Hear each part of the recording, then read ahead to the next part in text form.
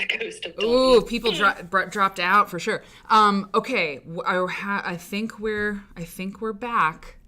I hope there's sound. Oh my God, how totally sad. We haven't had tech issues for a hot second. Yeah, we're back. Okay, good. Oh man. Yes, I can hear you. Oh, good. Yeah. So Cake said to folks, but I mean, if you missed that part, I'm so sorry. Some people dipped. I don't blame you. But it wasn't a headquarters. Wasn't a problem on our end with production. It was actually Twitch's sound dropped out on Twitch, and people could still hear on YouTube. And that's never happened before. That's weird. Twitch usually has their act together. Yeah. Mm-hmm. Yeah. Although I'm thinking now, think about the other times that we've had some issues and we blamed it on Twitch. Yeah, exactly. We're like, no, it's Twitch. Really Yeah, is Twitch. Yeah, exactly. But yeah, this time it is. Anyway, okay. So let's give us the rest of the Dunton report, and then we'll. Right. Yeah. Okay. All right. Let me regroup here. Okay. I'm gonna get to the smutty stuff. Okay. Good. So. As smutty as it gets between two strangers in 1934. Yeah, exactly. He's asked her for more information, and she basically says, I don't have it. I'm so sorry. And she keeps apologizing. And so then, so he says, he's a thoughtful man, he's looking at how business works, and he says, it seems to me that this is a great opportunity for publicity that's been lost by not having all these, like having photographs. Like, they just didn't have good photographs of this, and it just boggles my mind. Yeah. So, the conversation keeps going. This is where she's getting a little like,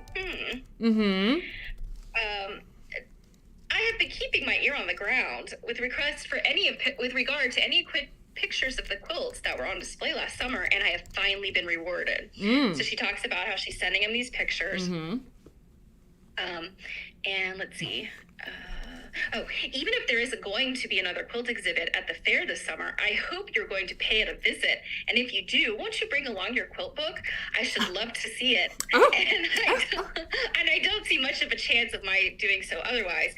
However delightful your invitation sounds to drop in for a bit of gossip with you. So he basically had said, hey, you're planning to go to New York. Why don't you detour down here to Baltimore? And she's like, oh.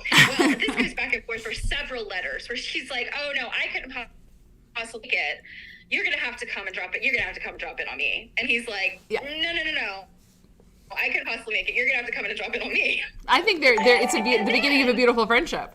Hey, Becky. I mean, it's just a little flirty. Yeah. Let's see. She says,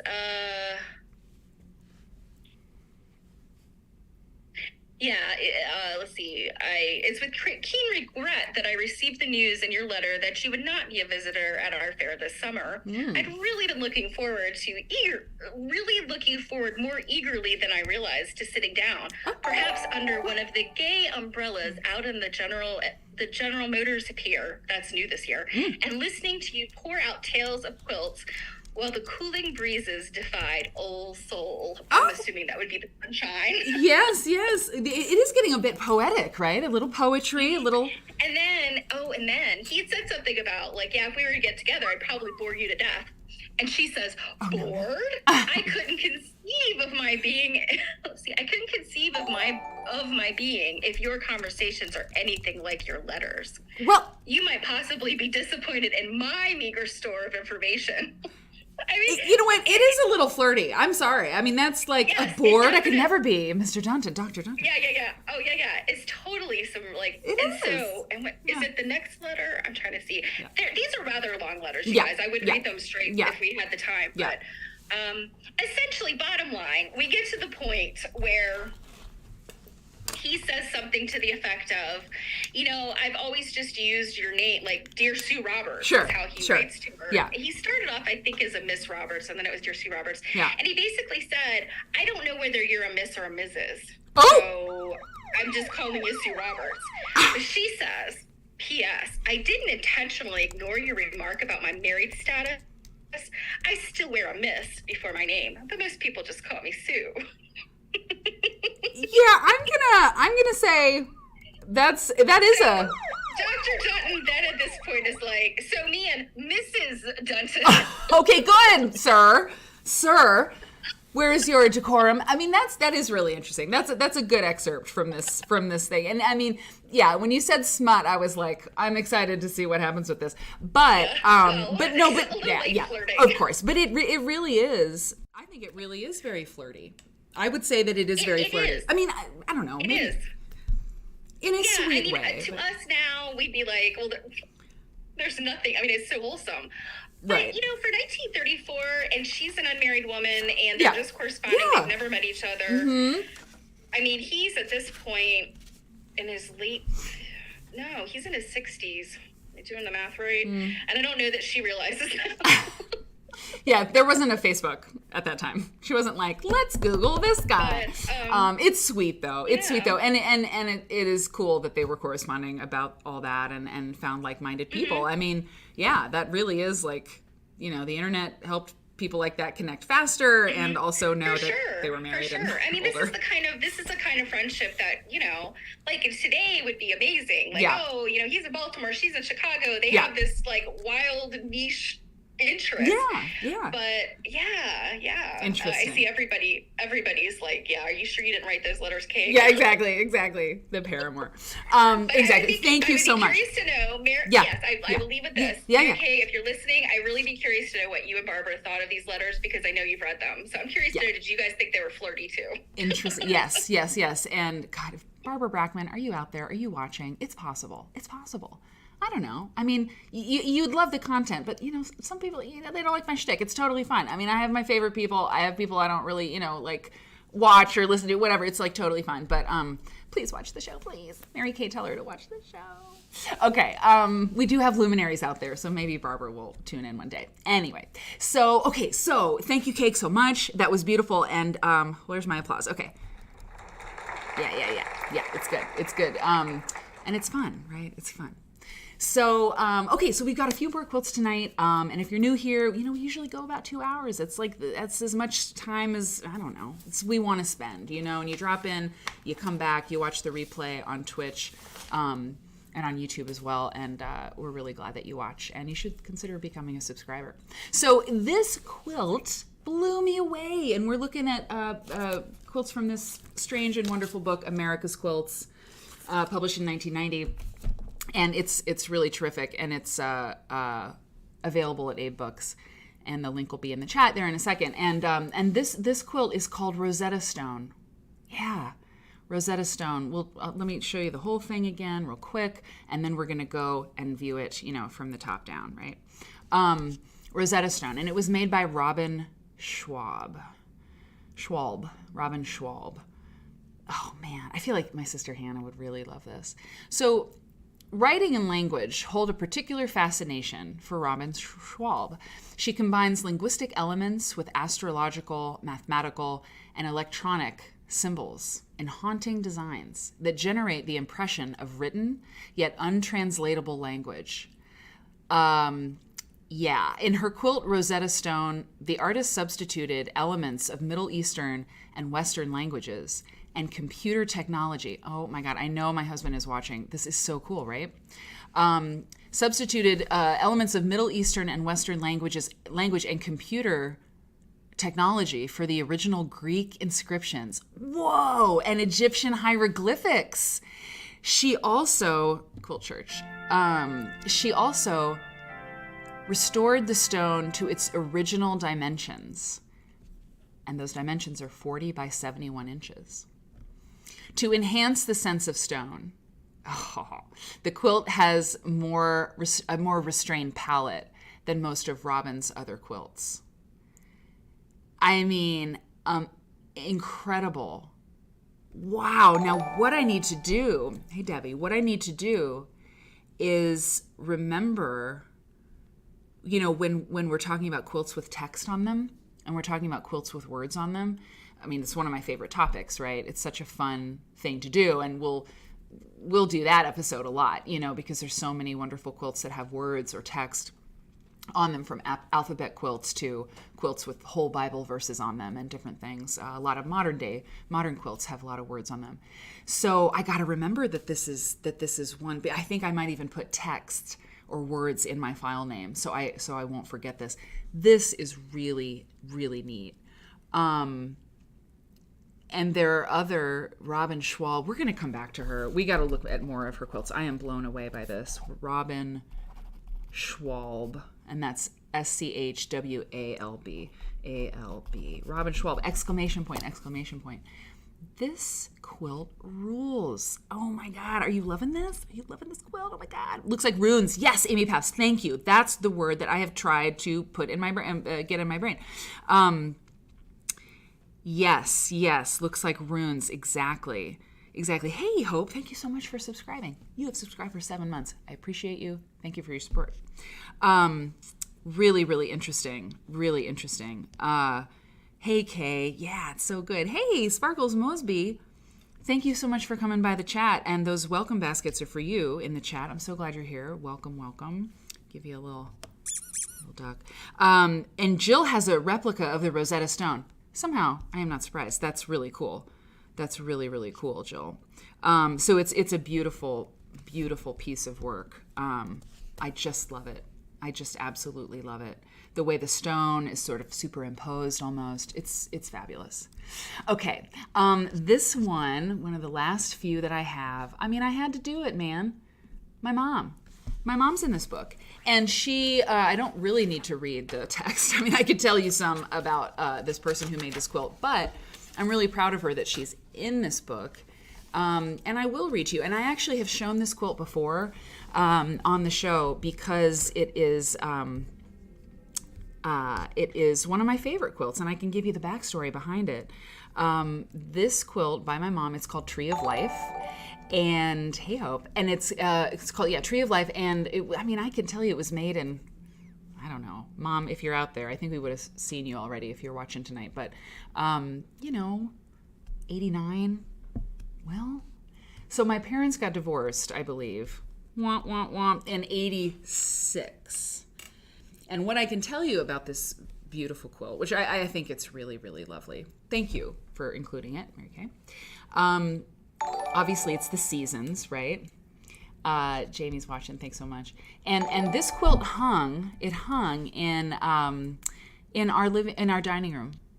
My mom got divorced, and my mom and dad in 86. I think I said that. And it was a really hard time. I mean, obviously a really hard time. And she had 3 young kids. And one of the things that my mom did, and nobody's perfect, right? But including myself. But it was a hard time, and a lot of things, were really difficult. And one thing that my mother did that was so important, I think, was we always had dinner together at night. At dinner time, we came to the dinner table and we ate together, my 2 sisters and my mom and myself. And it was really important. We talked about our day and we connected with each other, and there was no TV on, and everybody grows up different. Parents, I have so much respect for parents. I have no idea how I would ever be able to do anything like raise a child. But so whatever works for your family. But for our family, it was really, really important. As I look back, as I get older, that was really important. And I looked at this because where I sat at the dinner table faced directly to the wall where this quilt was hung. And it's pretty big. It's 69 by 86. So it filled the wall in our dining room. And I looked at it, I don't know how many meals in my life, I ate with my family looking at this quilt. And it's just one of my favorites. And it's very mom. It's very mom because you have this feather quilting. It's hand quilted. And she wrote a book on feather quilting called Fine Feathers. And I think we actually have an A-Books link for it, which is funny. But this is Tree of Life, and it's by Marianne Fons, and I think it's just great. It's traditional, but it's interesting because, and I just realized this, it's of its time, because you have this graduated color or this difference in color. This quilt, I would venture to say, before, would this quilt have been made in 1920? I don't think so. It's a specific kind of it's of its era, it's of its time, and it has to do with the design and the color choices, and the fabric choices. I feel like Mom I know she was influenced by the art quilters, the quilters who were doing different things, sort of iconoclastic things with quilts, and this is her interpretation of some of that, and I just love it. I think it's great. I think it is cool. It's very calming. I agree, Jill. And in high school, I could use all the calming I could get. You know what I mean? So that's World Peace. And then the other one I got from this book, Mom's got another quilt too, Lady Liberty. But this one too, which I may have shown before when we were talking about the Great American Quilt contest and stuff, but I don't know that I had a good picture of this one, and I want to show it because it's very beautiful. And this one, here's what the folks have to say in this book. Marianne made her quilt World Peace for an international contest, Visions of the World. We've talked about that before, and it was one of the winners. For this quilt, Marianne used the same techniques she used for Lady Liberty, sort of partner quilt to this, and she also used many of the same fabrics, with a white dove of peace in the center and 4 repeated traditional blocks, which are World Without End, Friendship Links, Peace and Plenty, and Tree of Life. You can identify those. The quilt beautifully symbolizes the hope for world peace. The outer border is a ribbon twined through children's hands. Makes me cry. A wonderful symbol of friendship among all people. So that's my mom. And I mean, and I can tell you that the hand that she used, you might remember, I've said this before, that it was my little sister Rebecca's hand. She traced Rebecca's hand. And that was the template that she used for the border. Isn't that great? It's so great. Yeah. Oh, sorry. I love the border too. It's so beautiful. And there's also just, I mean, a moment I want to spend on this center, the medallion, I guess you could say. I mean, my grandfather on my mom's side, he was a commercial artist. He was a commercial watercolor painter. I mean, he made his living as an artist, as a watercolor artist. And he did a lot of like for conventions at that time in the 50s and 60s. And, they would have these signage like Ford, and they would be on easels, they'd have like an easel at these conventions, and he designed like convention booths and things. He was really amazing. And, so I grew up in an artistic family too, and we loved art in my house, but like my mom, she's really good. She's really good. I have some of her paintings in my house. I should scan them. Scan mom's stuff. I mean, she's really good at drawing.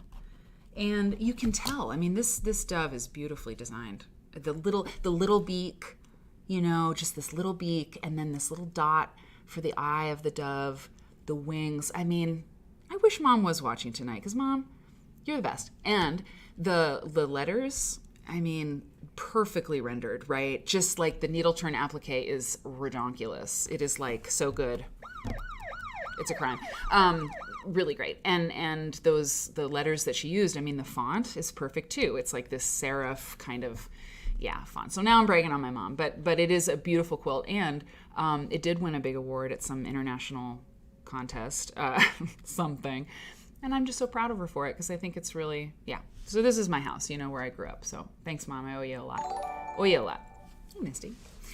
So the penultimate quilt tonight. We're gonna wrap this up tonight. I think we've had a great time looking at these quilts closely, and reading about these people. I love it when the quilt books that we have that are kind of not anthologies, but not compendiums either. But they're when a quilt book has artists of all kinds and writes about those particular artists. In fact, there needs to be a new book like that. I feel like, are there books published like that? There's state documentation books still being published. For a long time I was like, where are the state documentation books? Well, Maine, there's a ton of them, and I'm so sorry. I think Beth Donaldson was really annoyed at me. I was on a call with her once.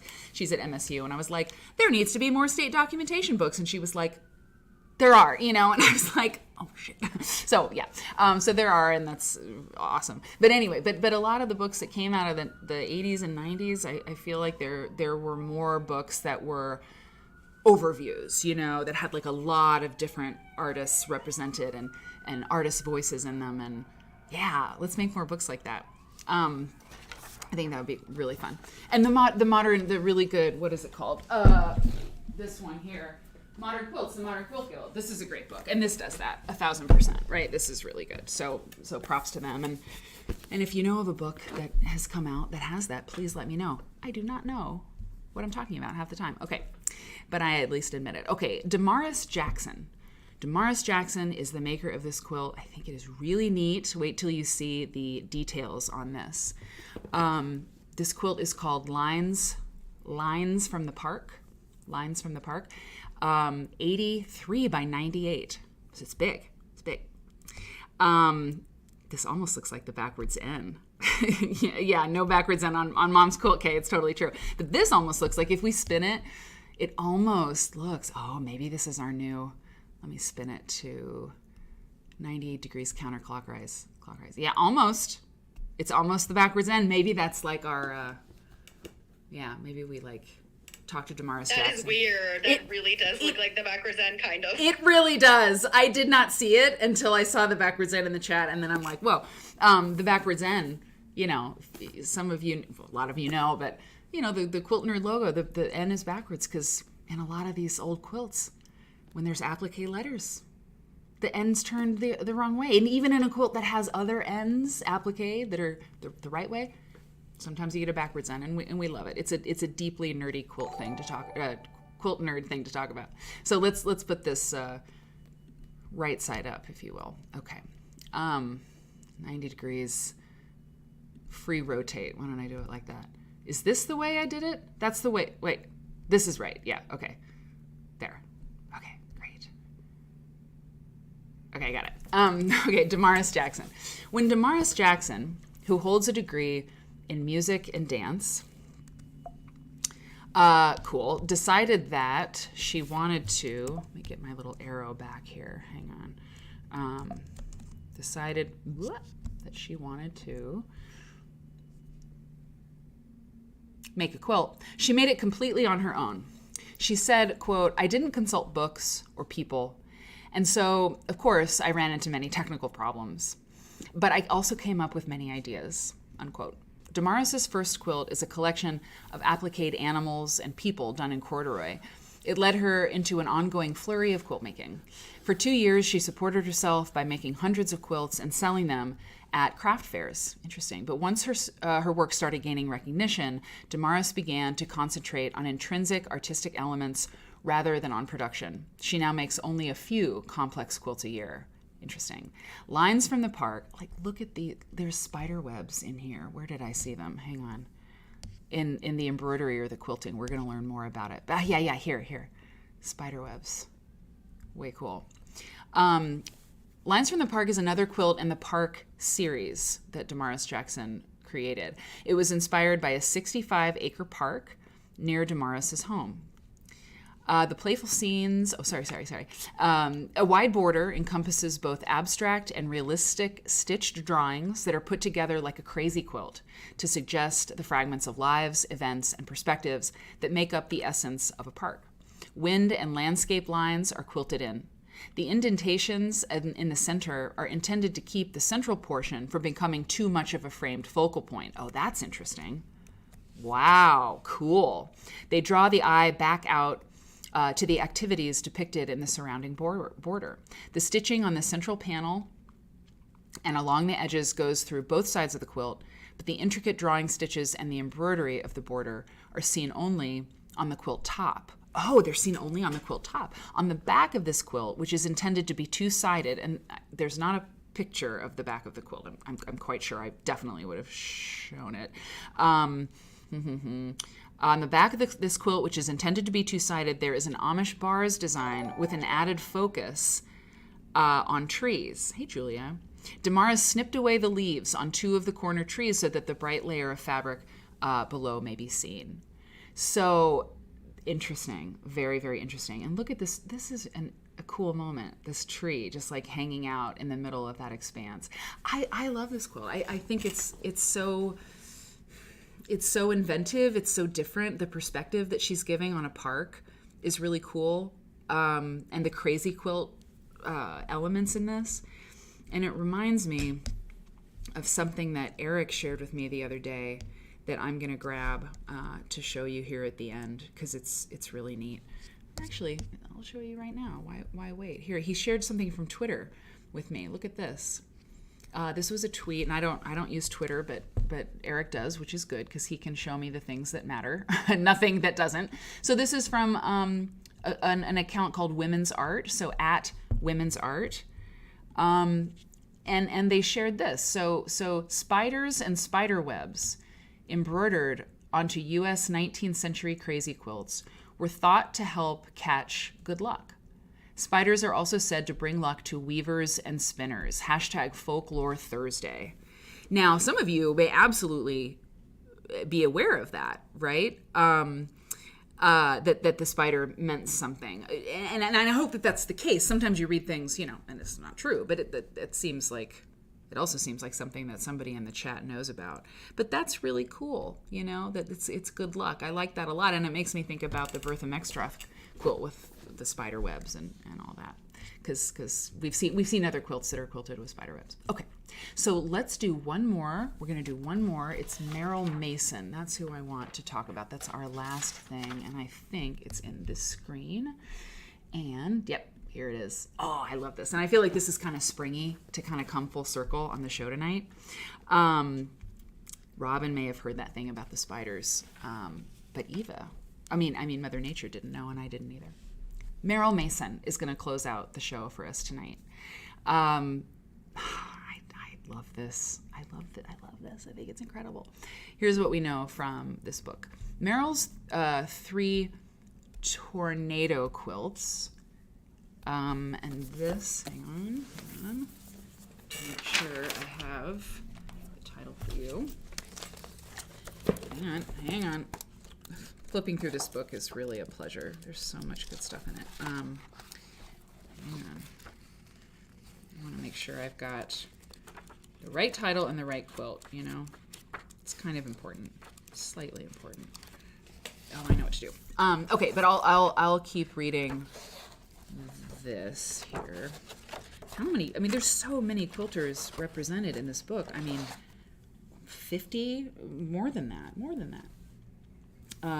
Okay, Merrill. Just make sure. Merrill Mason 104. Okay. Yeah, this is called Tornado 3. Okay. So Merrill's 3 tornado quilts form a graphic and powerful series in which tornado imagery is a metaphor for physical and emotional turmoil. There was a big tornado in Mississippi. Hey, Janice, it was terrible. A lot of people have passed away. That's so interesting. I want to play the Twilight Zone music, but out of respect to the people who are affected by that, I won't do that. But that's very interesting that we would look at this quilt today, because there was really a big tornado down south, and we hope those folks are doing okay. So tornado imagery in Merrill Mason's series, the Tornado series, is a metaphor for physical and emotional turmoil. For the artist, the issue is order versus chaos, especially the tension between trying to maintain control and losing control. The photographs used in Tornado 1, the first quilt, are meant to capture a sense of the vulnerability that a storm can leave in its wake. The artist says, quote, "I've always been struck by photographs showing the aftermath of a tornado." This is this is an interesting coincidence. Where houses are ripped open and the most powerful personal objects of a life, mingled with the mundane, are strewn at random for the public to see, unquote.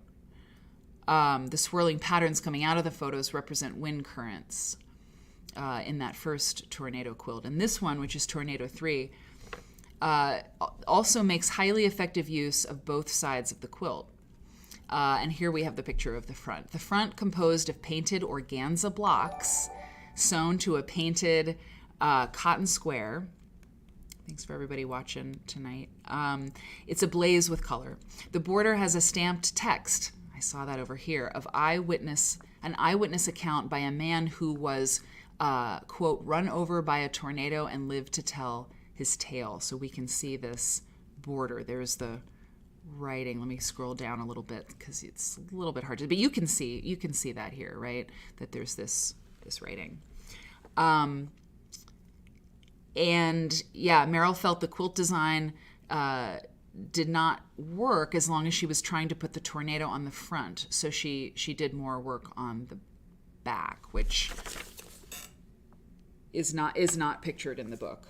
So we don't have the back of this quilt, but apparently the tornado itself is represented on the back. Fascinating. I mean, this is really interesting. Meryl, all of these artists, we could spend a whole section of the show looking at. But when I saw this, the organza and the layers of color, and then to know it's this tornado series is fascinating.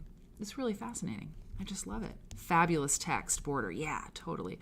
What do the words say on the left? Okay, so I've got the book here. It's actually easier to see on the screen.